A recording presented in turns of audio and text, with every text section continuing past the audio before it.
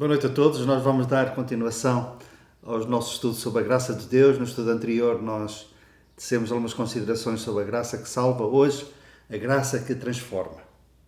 Mas antes de entrarmos propriamente no tema, qual a diferença entre misericórdia e graça? Misericórdia fala-nos do Senhor não nos dar o que nós merecemos, nomeadamente o castigo dos nossos pecados. A graça é dar o que não merecemos, nomeadamente as coisas que acompanham a salvação, as bênçãos de Deus, abençoados com todas as bênçãos espirituais nos lugares celestiais, em Cristo Jesus. Mas a graça de Deus também dá-nos todas as coisas que dizem respeito não somente à vida, mas também à piedade. Isto é, dá-nos o poder para vivermos uma vida transformada. Um dos exemplos mais elucidativos de misericórdia e graça na sua vida é o exemplo do apóstolo Paulo.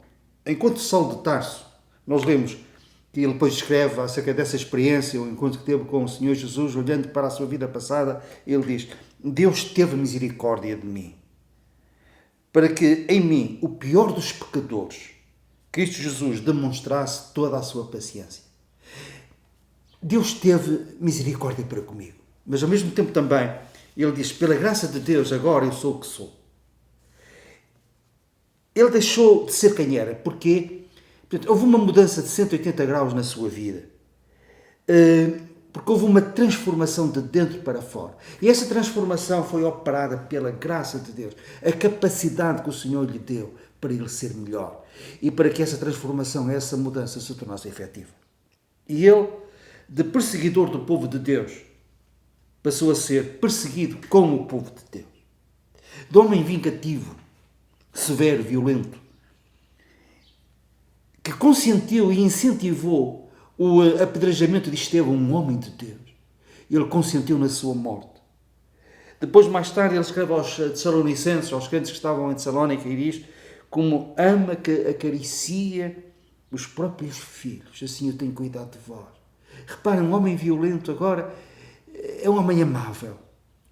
É um homem dado aos outros completamente. No fundo, o que é que a graça de Deus faz? Transforma-nos em boas pessoas. Um dia nós, no Tribunal de Cristo, poderemos ouvir da parte do Senhor Jesus esta frase: bem está, fiel servo. Mas será muito melhor se nós ouvirmos da parte dele: bem está, bom e fiel servo. Jesus, entre outras coisas, se calhar até é demasiadamente simplista e que não nos falte a reverência para usarmos esta frase. Mas Jesus, entre outras coisas, ele foi uma boa pessoa. Em que sentido? Ele andou por toda a parte fazendo o bem. Por isso é que alguns, e a Bíblia relata-nos isso, aproximavam-se dele e não lhe chamavam apenas de mestre. Diziam: bom mestre. Porque Jesus era uma boa pessoa. Vamos ler Tito, capítulo 2. E no capítulo 2, versículo 1, nós lemos esta dupla função da graça. Uma graça que salva e uma graça que transforma. Versículo 11. Porquanto a graça de Deus se manifestou salvadora, ou trazendo salvação a todos os homens. E agora repara, versículo 12. Educando-nos, ou ensinando-nos, para que, renegadas a impiedade e as paixões mundanas, vivamos no presente século santa, justa e piedosamente. Reparem, de uma vida caracterizada pela impiedade e pelas paixões mundanas, agora uma vida sensata, justa e piedosa. Então, a graça tem este potencial, tem este poder, tem esta eficácia. Negamos, dizemos não, renunciamos. É o termo exato. É uma palavra que, à medida que o tempo passa, vai sendo cada vez menos usada pelos pregadores, pelos ensinadores da Bíblia.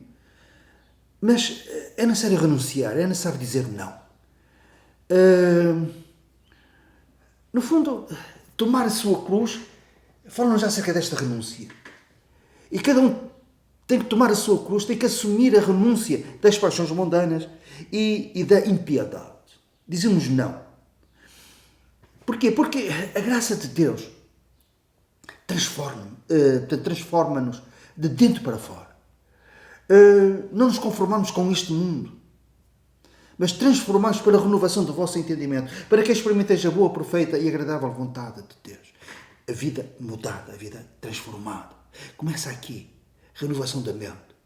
Como? Quando nós nos apropriamos da palavra de Deus e nos deixamos influenciar pela palavra de Deus. A nossa prioridade não é vivermos segundo a nossa própria opinião, o nosso querer, o nosso saber. Não. Eu ajusto-me à palavra de Deus. E a graça de Deus, operando através da palavra, transforma-nos, opera essa mudança nas nossas vidas. Então, renúncia. Por outro lado, a graça educa, a graça ensina. O crente em Cristo deve ser uma pessoa educada. Mesmo que não tenha recebido essa educação dos seus pais. Muitas vezes criados em ambientes hostis, em famílias disfuncionais, caracterizadas pela agressividade, até pela violência, não somente física, mas também verbal. Mas ele converte. E tem por obrigação, face à graça de Deus, de ser uma pessoa amável, simpática, polida, com limitações até, quem sabe, intelectuais, naquele sentido de que não teve acesso a uma educação esmerada, mas nota-se um toque, é o toque da graça. Foi ensinado, foi educado pela graça. Quando se estuda esta passagem da Epístola de Paulo a Tito, no capítulo 2, que nós lemos há pouco, por regra nós lemos só o versículo 11 e o versículo 12. E os outros dois versículos ou não são citados ou anda-se, segue-se em frente, sem se meditar, sem se refletir, sem fazer a pausa. A graça educa, aguardando, educa como? Para que vivamos no presente século sensata, justa e piedosamente, aguardando aguardando a bendita esperança e a manifestação da glória do nosso grande Deus e Salvador Cristo Jesus.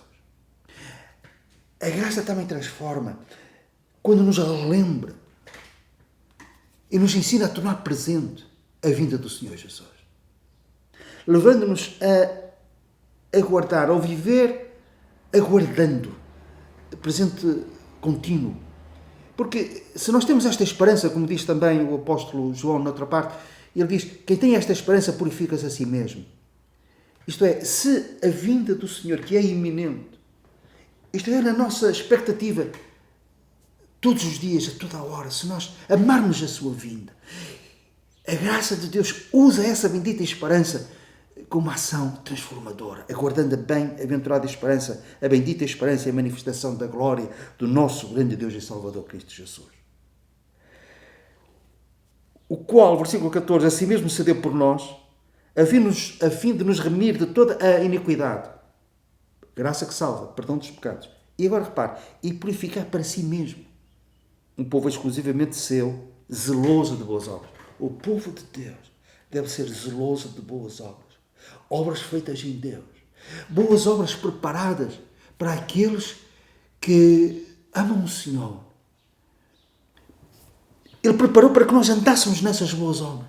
E para andar nessas boas obras, eu dependo não da minha força, não da minha capacidade, mas da graça de Deus. Que me leva a dizer, eu pela graça de Deus sou o que sou. E a sua graça para comigo não foi vã. Não foi em vão. A graça de Deus salva-nos e transforma-nos em boas pessoas. No fundo, tem o propósito de nos tornarmos mais conformes à imagem do Senhor Jesus. Que com toda a reverência nós dizemos, era uma boa pessoa para a glória de Deus. Amém.